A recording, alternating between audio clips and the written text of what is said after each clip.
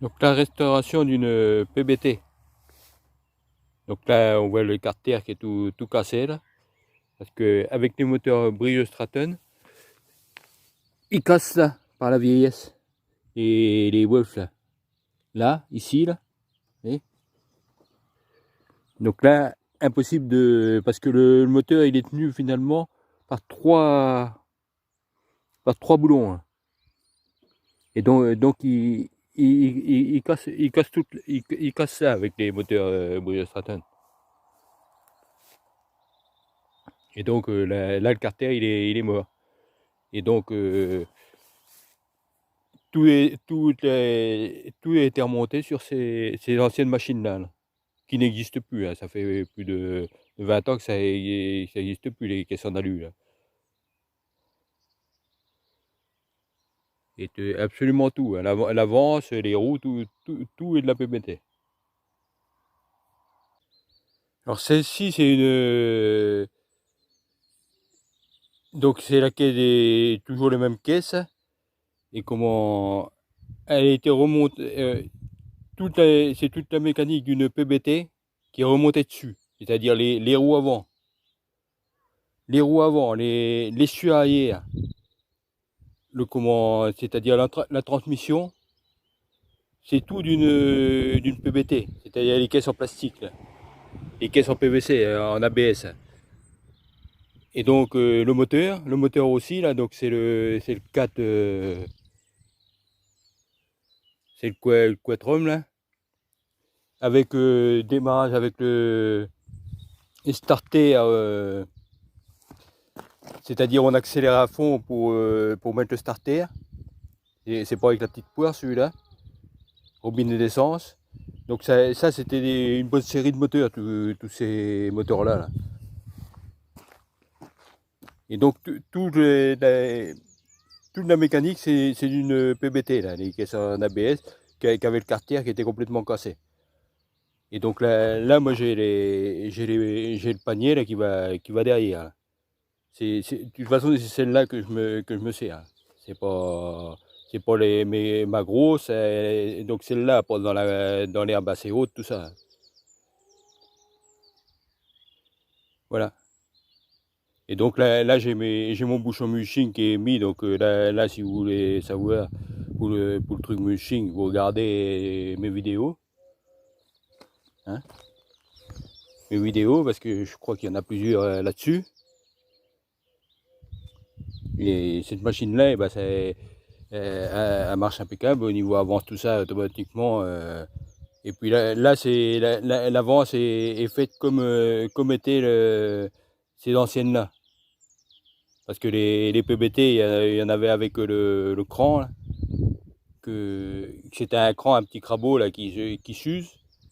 Et là celle-là, c'est on tend la courroie, simplement. On tend la courroie. Et je sais pas si on voit. On tend la courroie, donc il y a juste un petit réducteur. Et ça, eh ben, c'est inusable. Et celle-ci recule bien. Vous voyez que le truc qui tourne mal, et qui recule mal, c'est à cause de ce truc, que le petit réducteur, il faut qu'il tourne à l'envers. Voilà. Et c'est celle-ci, et puis là le dispositif là pour le basculer, là, il est pas fait pareil. C'est là, d'ici, là, ça l'attrape, ça fait pas du tout pareil. Et donc là sur ce modèle-là, là, ça marche bien. Et donc tout a été remis. Avant, tout. Et avant, c'était une avec truc centralisé. Et donc là, ça a permis, parce que pour faire le mulching, là, quand c'est mouillé, il faut la régler un cran plus haut à l'arrière. Quand c'est mouillé. Quand c'est sec, elle peut être égalisée. Égale, c'est-à-dire le vent à l'arrière. Mais si c'est mouillé, D'abord là elle est restée réglée plus haute à l'arrière que d'un cran. Il faut qu'elle soit plus haute à l'arrière d'un cran. Soit environ 1 cm sur la longueur de la machine.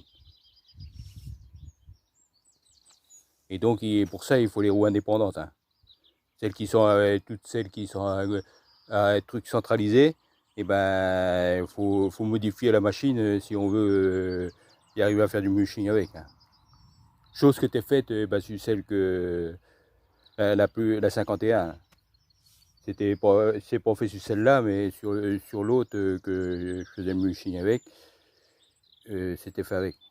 Mais disons que là depuis que j'ai cette motorisation là, je fais avec celle-là, et comme je fais du mushing, je vais pas beaucoup moins vite, hein, parce que sur la largeur de la pelouse, je vais faire une passée de moins, une ou deux passées de moins. Alors ça fait pas beaucoup, quoi.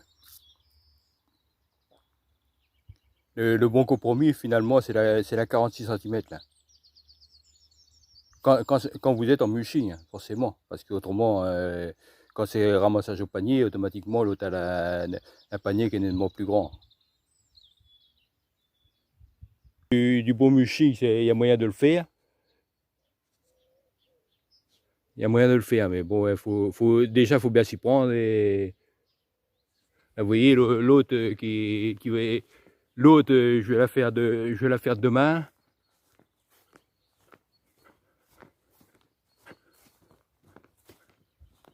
Vous voyez comment qu'elle est là. Elle a pas un poil dessus. Hein. Et là, comme ça, là, si je la passe avec cette tondeuse là, elle se promène là. Ça force pas du tout. Donc là, je ferme l'essence.